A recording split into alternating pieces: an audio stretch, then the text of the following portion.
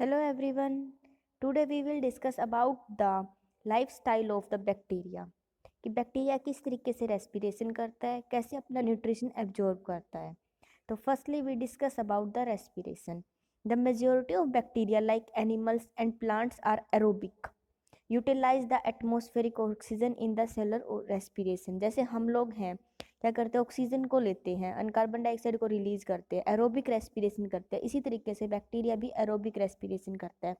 और हम ऑक्सीजन जब कंज्यूम कर ऑक्सीजन लेते हैं तो उसको यूटिलाइज कैसे करते हैं, ब्रेक डाउन करने के लिए ग्लूकोज को, और उससे रिलीज करते हैं हम energy. A few bacteria can grow and multiply in the absence of the oxygen. कुछ बैक्टीरिया ऐसे होते हैं जो anaerobic respiration भी करते हैं.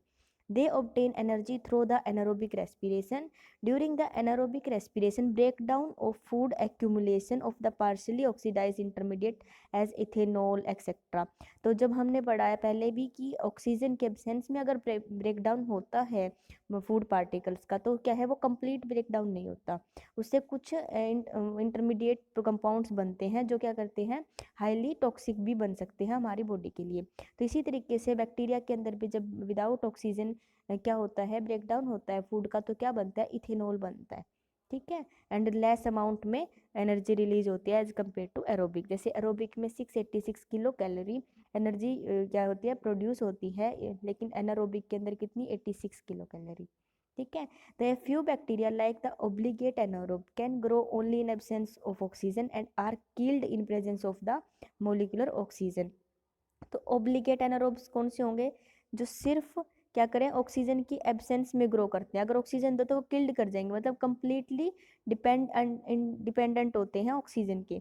उन्हें विदाउट ऑक्सीजन ही अपने आप को सर्वाइव करने की आदत होती है.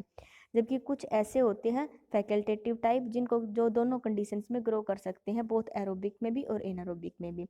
When oxygen is essential for the bacterial survival they are called obligate aerobes. देखो यहाँ पर वर्ड है एनारोब्स, ओब्लिगेट एनारोब्स, जो मतलब ऑक्सीजन की एब्सेंस में क्या करें, काम करें.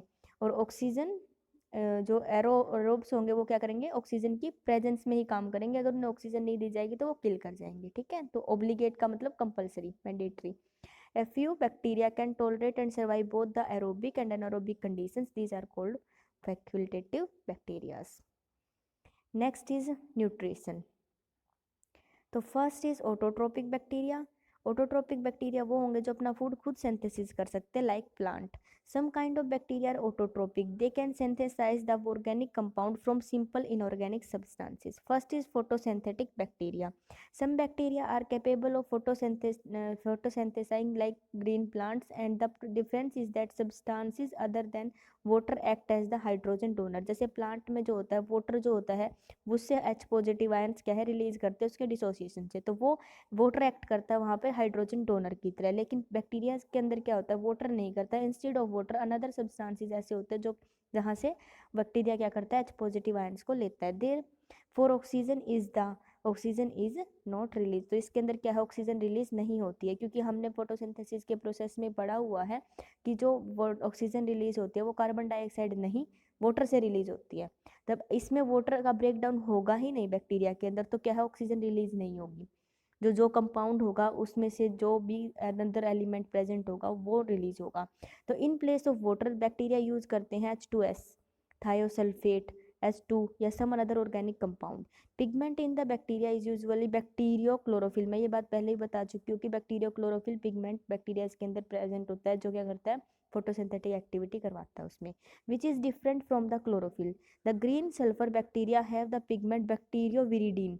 सल्फर बैक्टीरिया में कौन सा होगा, bacterioviridin. In bacterial photosynthesis there is a splitting of water, therefore no oxygen is release. क्या है यहाँ पर, कोई भी नो स्प्लिटिंग ऑफ वाटर, यहाँ पे आएगा नो स्प्लिटिंग ऑफ वाटर, कोई भी ऑक्सीजन रिलीज नहीं होगी. This process is called an oxygenic, क्योंकि ऑक्सीजन रिलीज नहीं हो रही. एन ऑक्सीजेनिक, जेनिक का मतलब प्रोडक्शन होना ऑक्सीजन का, एन मतलब विद अब्सेंट, तो विदाउट प्रोड्यूसिंग ऑक्सीजन. तो ये ओवरऑल रिएक्शन है. 6 कार्बन डाइऑक्साइड यूज, 12 H2S. हमारा नॉर्मली हम प्लांट में H2O पढ़ते हैं, यहाँ पर ऑक्सीजन वाटर नहीं हो रहा है, यहाँ पर क्या यूज किया है इसने, H2S. तो क्या प्रोड्यूस हुआ, C6H12O6 plus 6 water and plus sulphur. तो मैंने बताया था ना कि वाटर के इंस्टेड जो भी एलिमेंट लेंगे, वो जो भी कंपाउंड लेंगे उसमें जो एलिमेंट होगा, जैसे इसमें सल्फर है तो सल्फर रिलीज हो जाएगा। The purple non sulphur bacteria except few utilise the non sulphur compound. तो उसमें क्या है, जैसे इसमें इन्होंने एसिड्स हैं, अल्कोहल्स हैं, उनको यूज़ करता है, तो उसमें प्रोडक्शन भी वो इन्हीं चीज़ का होता है। Second one is chemosynthetic bacteria. ठीक है, कीमोसिन they do not need organic compound as their food material. जैसे हमने यहाँ पर फूड मटेरियल के लिए क्या है, ऑर्गेनिक कंपाउंड मिला, बना है, देखो, तो यहाँ पर भी ऑर्गेनिक कंपाउंड बना था। यहाँ पर क्या है, ऑर्गेनिक कंपाउंड का प्रोडक्शन नहीं होता। They built up this substance out of the inorganic matter by deriving energy from the chemical reaction. They include nitrifying bacteria, denitrifying bacteria, sulphur bacteria. ये इन सब बैक्टीरिया के अंदर क्या होता है, कीमोसिंथेटिक होता है, ना कि फोटोसिंथेटिक प्रोसेस होता है। Nitrifying bacteria like nitrosomonas and nitrosococcus get their energy by oxidizing ammonia to nitrate. Ammonia को नाइट्रेट में कन्वर्ट करके क्या है, एनर्जी जो निकलती है जब अमोनिया को कन्वर्ट किया जाता है किसमें, नाइट्रेट में, तो जो एनर्जी निकलती है ये बैक्टीरिया उसको यूज़ करते हैं। सल्फर बैक्टीरिया है, ये क्या करेंगे, जो H2S जब कन्वर्ट होती है, सल्फर निकलती है इसमें से, H2S में से, तब इस प्रोसेस को करते टाइम जो एनर्जी रिलीज होती है इसके ब्रेक डाउन से, उसको क्या है, यूज़ करते हैं एज ए एनर्जी प्रोडक्ट के तौर पे। Next is carbon monoxide bacteria है, लाइक कार्बोक्सीडोमनास है। ये इसमें क्या होता है, कार्बन मोनोऑक्साइड को जब चेंज करता है कार्बन डाइऑक्साइड में, तो उस टाइम पे क्या होता है, एनर्जी का रिलीज होता है। Next is comparison between the photosynthesis and the chemosynthesis.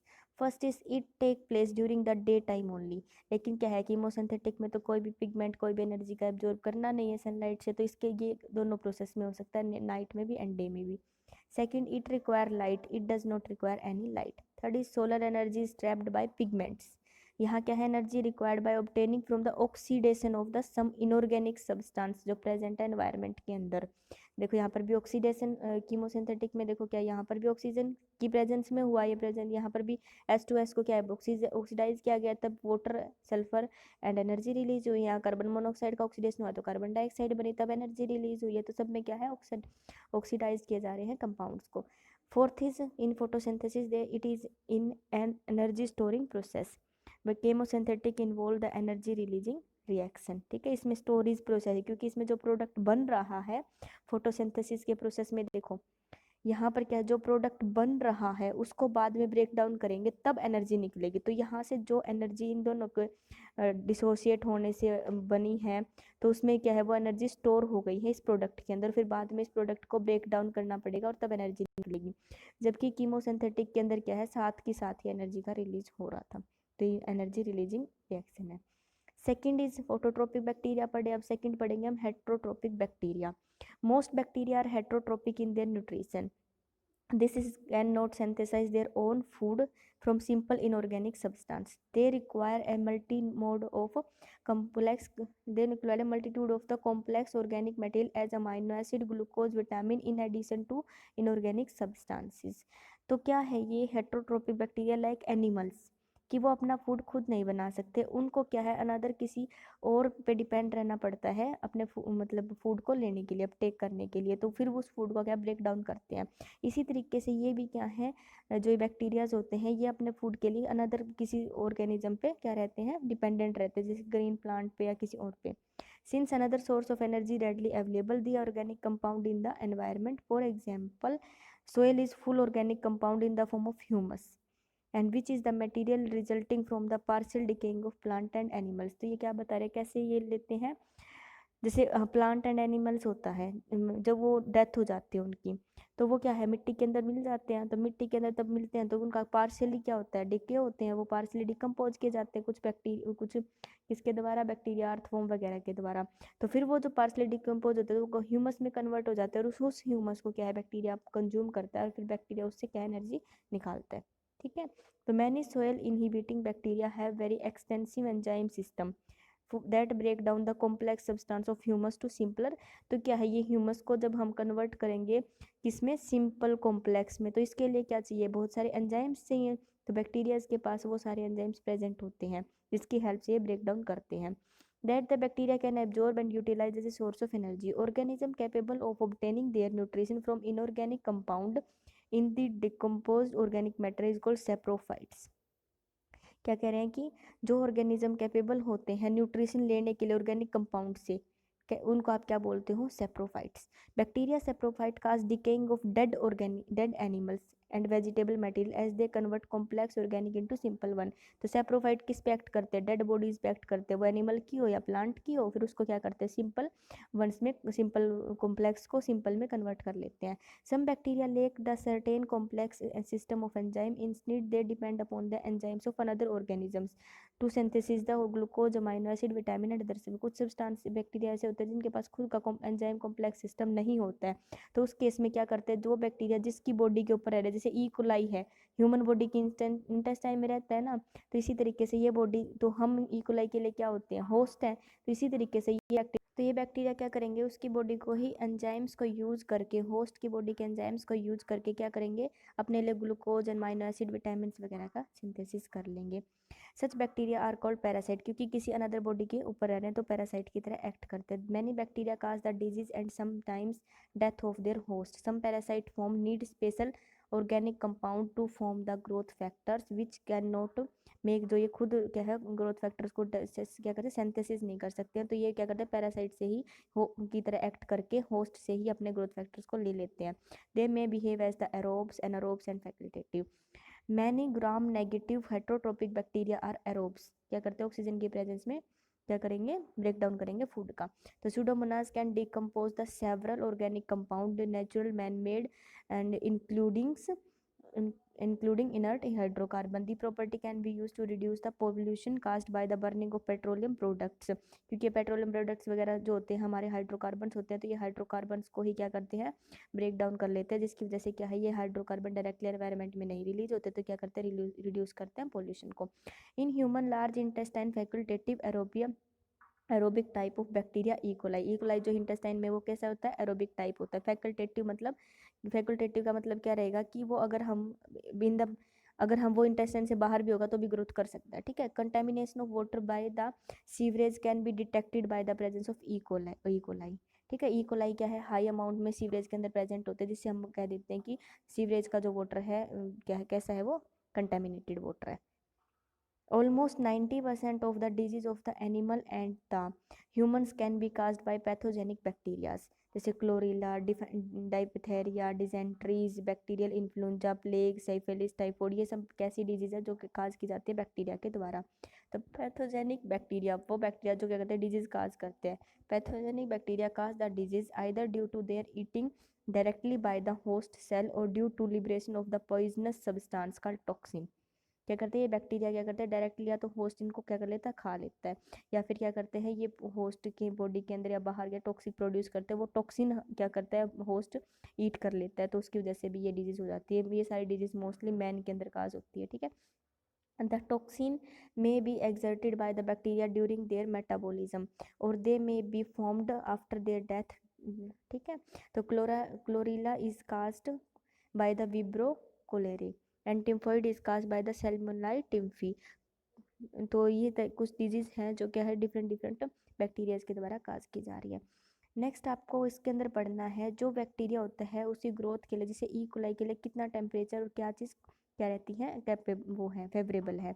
तो ई कोलाई के लिए जो फैकल्टेटिव एनारोबिक एक्ट करता है, तो ऑप्टिमम टेम्परेचर इसकी ग्रोथ के लिए 30 to 37 डिग्री सेल्सियस है, और ऑप्टिमम पीएच कितने, 7.2 to 7.5. नेक्स्ट है एक्टिनोमाइसिटीज. एक्टिनोमाइसिटीज क्या है, ये भी बैक्टीरियाज ही हैं, सॉरी, एक्टिनोमाइसिटीज क्या होती है, फंजाई होती है आपकी. तो actinomycetes bear the extremely small bacterial filament branched filament which reproduce by breaking down the small fragments. तो ये ब्रांच फिलामेंट होते हैं, इसमें क्या होते हैं कि छोटे छोटे फ्रैगमेंट्स को रिप्रोड्यूस करते हैं, जैसे कोनिडिया, ओडियोस्पोर्स, ये मैं आगे फंजाई पढ़ाऊंगी तब आपको पढ़ाऊंगी. तो ये जो स्मॉल फ्रैगमेंट्स होते हैं इसके, ये कैसे दिखते हैं, एज ए बैक्टीरिया की तरह दिखते हैं. तो कई बार ऐसा माना जाता है कि एक्टिनोमाइसिटीज के जो स्पोर्स हैं, ये फ्रैगमेंट्स हैं, ये क्या है, बैक्टीरिया है, लेकिन ये बैक्टीरियाज नहीं होते, ये फंजाई होते हैं. ठीक है. तो दे कंसीडर, तो इसलिए माना जाता है कि जो बैक्टीरियाज या एक्टिनोमाइसिटीज है ना, ये कोनिडिया वगैरह ओइडोस्पोर्स की फॉर्मेशन की वजह से ऐसा माना जाता है कि ये ट्रू फंजाई और बैक्टीरिया के बीच की है, तो इंटरमीडिएट है ये, कंसीडर की जाती है। Many member of this group resemble the bacteria in metabolism और they are very common in soil and are also present in the food product fresh water manure. Being the chief decomposer of the soil, actinomycetes has been called the filamentous bacteria by some scientists. Beside, many of them produce the antibiotics like streptomycin, chloromycetin, aureomycin, tetramycin from the genus of the streptomyces. तो इसने यही बताया कि जो actinomycetes होती हैं ये क्या होते हैं, इसके फ्रेगमेंट्स की वजह से बैक्टीरिया जैसी दिखती है और कुछ प्रॉपर्टीज इसकी फंजाई जैसी दिखती है, इसलिए ट्रू फंजाई और बैक्टीरिया के बीच का इंटरलिंक्ड है, ये इंटरमीडिएट की तरह काम करती है। अब ये ई लोग कुछ एक क्वेश्चन आता है कि E coli has been widely used as a research material, why, क्यों ऐसा हो रहा है कि ई कोलाई को ही हम बहुत ज़्यादा रिसर्च मटेरियल के तौर पे लैब्स में इस पे काम किया जा रहा है। तो E. coli has been widely employed as a research material by the scientists to know the basic and fundamental of some cell function like mutation, gene action and protein synthesis। In functions की इनका कैसे procedure चलता है, mutation का, gene mutation का, protein synthesis का, इस चीज़ की स्टडी के लिए हम E. coli को ज़्यादातर यूज़ करा जाता है as a research material. First point क्या है, E. coli help in this regard because it is a haploid organism, thus express the every mutation whether it take place in the recessive or dominant gene। या तो कोई भी mutation या तो recessive gene में हो या फिर डोमिनेंट जीन के अंदर, दोनों ही टाइप के जीन्स के अंदर किसी भी टाइप की म्यूटेशन होती है तो उसको ईजिली हम डिटेक्ट कर सकते हैं E. coli के केस में। Second, it has a very short life span which help in obtaining the result of genetic experiment in a very short period के अंदर। अब लाइफ स्पैन शॉर्ट होगा तो मतलब क्या, मल्टीप्लिकेशन वो उतनी कम टाइम के अंदर कर रही है तो क्या हम मैनी जनरेशन के ऊपर भी काम कर सकते हैं easily. E. coli can easily भी grow on the simple culture medium. इसको ग्रो करने के लिए हमें ज़्यादा कॉम्प्लेक्स कल्चर मीडियम की जरूरत नहीं होती है, सिंपल कल्चर मीडियम के अंदर भी E. coli आराम से ग्रो करती है। जैसे ग्लूकोज का कल्चर है, अमोनियम साल्ट का, तो क्या है एक तरीके से देखा जाए तो इतना एक्सपेंसिव भी नहीं पड़ता है ये। few additional substances needed in trace, the bacteria can synthesize the complicated substance like vitamins and amino acid from this simple substance। तो ये ग्लूकोज, अमाइनो साल्ट्स इस मीडियम पे अगर ये ग्रो कर रही है तो इसी मीडियम से क्या कर रही है, वो बना रही है विटामिन एंड अमाइनो एसिड्स को। तो हम इसे भी ट्रेस कर सकते हैं कि किस तरीके से विटामिन एंड अमाइनो एसिड को बनाया जा रहा है। The ability of the E. coli was exploited in the study of various nutritional mutation and preservation of some lethal mutation। lethal मतलब जो म्यूटेशन जिसकी वजह से डेथ कर रही है तो उससे हम क्या, उससे भी हम बचने के लिए उसको भी देख सकते हैं कि किस तरीके से प्रोसीजर चल रहा है। E. coli cell can synthesize all the enzyme needed for the synthesis of the different amino acids। जो डिफरेंट अमाइनो एसिड्स की सिंथेसिस करने के लिए बहुत सारे ऐसे एंजाइम्स की जरूरत पड़ती है जो इंटरमीडिएट की तरह काम, मतलब क्या करते हैं, इंटरमीडिएट प्रोडक्ट्स को कन्वर्ट करने का काम करते हैं। तो उनकी स्टडीज़ के लिए वो सिंथेसिस वगैरह कैसे एंजाइम्स कैसे सिंथेसिस हो रहे हैं उसकी स्टडीज़ के लिए भी हम E. coli को यूज़ करते हैं। Hence it is used by the Jacob and Monod scientist हुए थे जिन्होंने ओपेरॉन मॉडल दिया था, वहाँ पर उन्होंने E. coli पे ही वो काम किया है और वहाँ पर रेगुलेट जीन के एक्शन को और सिंथेसिस कैसे पॉलीपेप्टाइड की चेन हो रही है उस चीज़ को स्टडी किया था। E. coli show the recombinations of the character or genes through the transformation, transduction and conjugation process। ठीक है, तो इसलिए हम E. coli को यूज़ करते हैं एज ए रिसर्च मटेरियल। यहीं पे आपका ये टॉपिक जो था लाइफस्टाइल ऑफ बैक्टीरिया कंप्लीट होता है। बीच में मैंने आपको एक्टिनोमाइसिटीज के बारे में बता दिया जो क्या है इंटरलिंक की तरह काम करते हैं between the bacteria and the fungi. And last में हमने पढ़ा E. coli कैसे रिसर्च मटेरियल की तरह यूज होती है। नेक्स्ट हम इकोनॉमिक इंपॉर्टेंट ऑफ बैक्टीरिया पढ़ेंगे। Thank you so much for watching, please like share and subscribe.